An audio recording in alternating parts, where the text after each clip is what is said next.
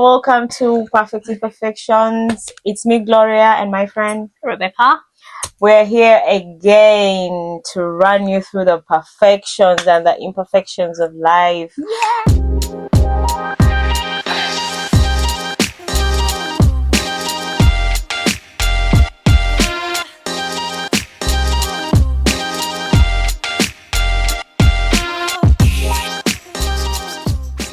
Today it's another episode and we're talking about accepting your imperfections.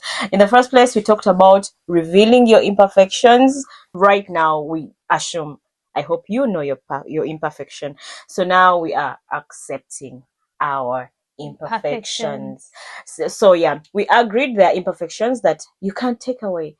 You can't take medication for them. Like, these days people are taking, I don't know, whatever, Botox and whatever comes after that. I'm sorry if I made a mistake, and I don't know if it is medication or what they take for Healing. Botox or all that.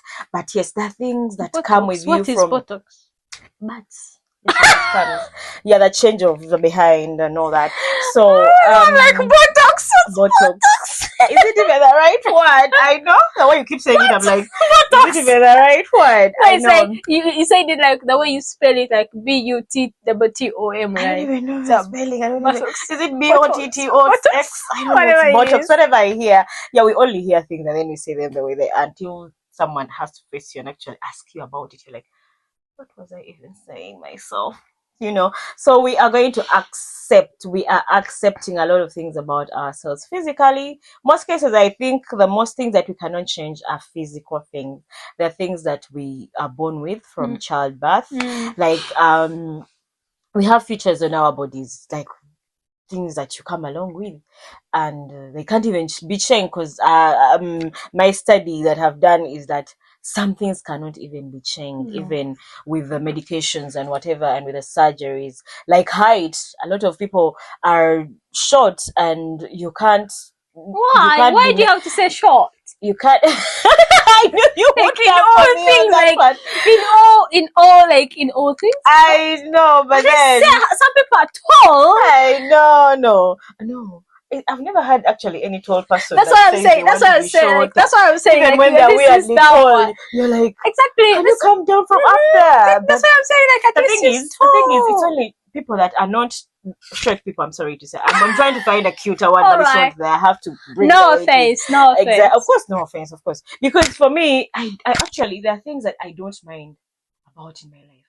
Like the things if I don't have, like, there are standards that the world sets for us. Like your ear has to look a certain way. So there's a certain person that told me, I don't like her ears. I'm like, okay, now someone has to deal with like the bodies you have that to be you like, all want, and then the colors that you all want, and then I have to mind my own ears. Like you have to do like your ears are not in the right way. So how am I also the standards that this world is setting for us? You're like, no, that's not gonna work with me. Like ears, no, I really should mind my ears. Okay. For that, good.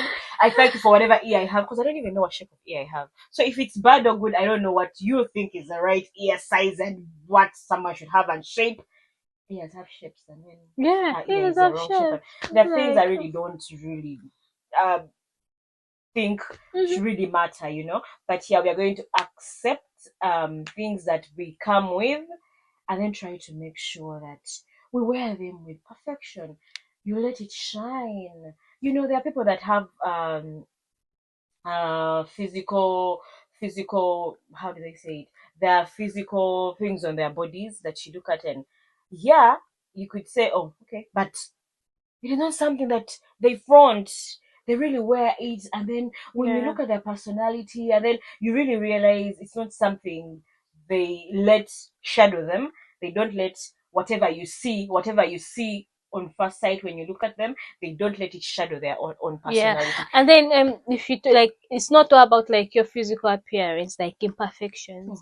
Can be like someone has done something wrong, and then you have to accept like, they have done something wrong, then you forgive, and then like another imperfection, like someone has done like maybe like it's not only like physical, like your physical appearance, it's also like a behavior. True. Like you have this behavior in you, like be like I have anger issues, and then be like, yes, I've got to know, like, yes, I have this anger issue, I have this problem, like it's not real good on me. So what should I do? Like, yes, I've accepted, like I have anger issues. So what You am know, I going to so do? what am I going to do to get to control this on me? So it's not about like your physical appearance, it's all about like everything, your behaviors, how you treat people, like your characters, how you speak, how you utter out your words. Like, you know, there are some people who don't think like they have said something bad to the person. So they just say, be like, whatever it is, like, I don't care. Like, I don't care, whatever, you know? So like, yes, you have no, like, you've done something wrong. So what are you doing to make it like feel like real good? You know what I mean? So that's why we are here. Like, you accept, like, yeah, I've done this.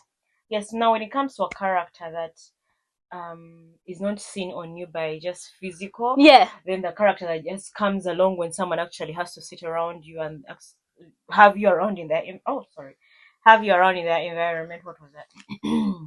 So I think that sort of thing is sometimes actually when you accept it, and I'm talking about the part where you choose to actually work on it, like, when you stay rude, like you say, like anger issues, when you have anger issues, you're going to come off rude to Yeah, people. yeah. You're going to come off indisciplined. You're going to come off as an attitude person. So how do you really navigate that situation? Now Yeah. you sit with yourself and know, I actually have anger issues. So you talked about the whole accepting part and all that stuff, and just thinking like, after accepting, you have accepted, you have got to know, yeah, I'm like this. So what does it help me? Like, what are the benefits that comes with me accepting myself of my imperfections? Or how can we turn our imperfections, what are the rewards? How can we turn our imperfect ways into perfect? That's too much English, is it? Okay. So how can we, like, what are the benefits of me accepting that I'm this bad? So I've accepted, yeah. So what are the benefits? What do you do about it? What do I do about it? Yes. So what comes with the acceptance? What are the rewards? Yeah, I will. First of all, if you accept yourself, I think one of the benefits that come with it is like you acknowledge your feelings, because you have got to know, like, I'm this bad. I'm not that perfect. So you acknowledge your feelings and your experiences without judgment. You don't judge yourself, or you don't judge other people. Like, there's no judgmental. So you're this.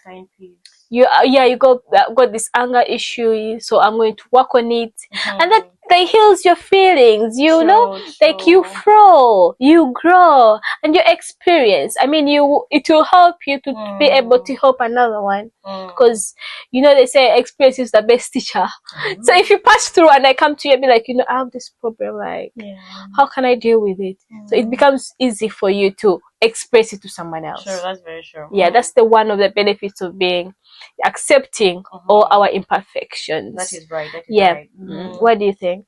Yeah, I think after accepting, because we said when you actually realize something is now starting, I think that is when all of us draw the line. Yeah. When you actually realize you are actually losing something because of this one character that you have refused to look into and actually deal away with. So most cases when we accept who we are and accept that this is actually coming along with me everywhere I go and it's starting to cost me, what happens is that when you accept, you are enhancing your relationships in the time of when you start evolving and you start actually taming this character and trying to whenever you get into a situation that actually brings out this moment where you have to tame and cut this whole thing down to pieces, and then you realize you've actually done better than that old person would do.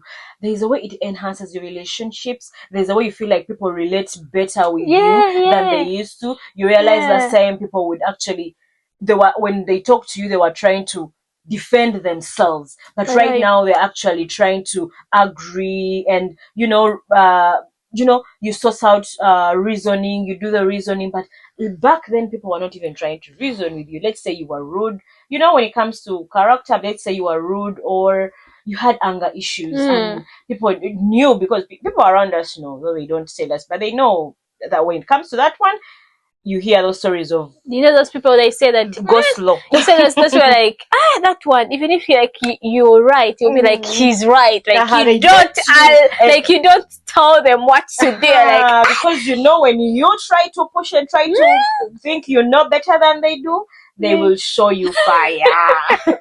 So now people are seeing a change. People see, just like they would see the wrong in you, they can still tell the good. They can still tell the good. Yeah, we say that the negatives really shut down the positives. But trust me, when you change, even around you, your relationships will change. It's not when it comes to your family. Because let me tell you, you're going to do this to your whatever, your friends, but for them, they will not say anything to you because they don't really have to deal with that much. But your family, these are people that are stuck with you, forever. Okay. Yeah, these are people that you have in your life.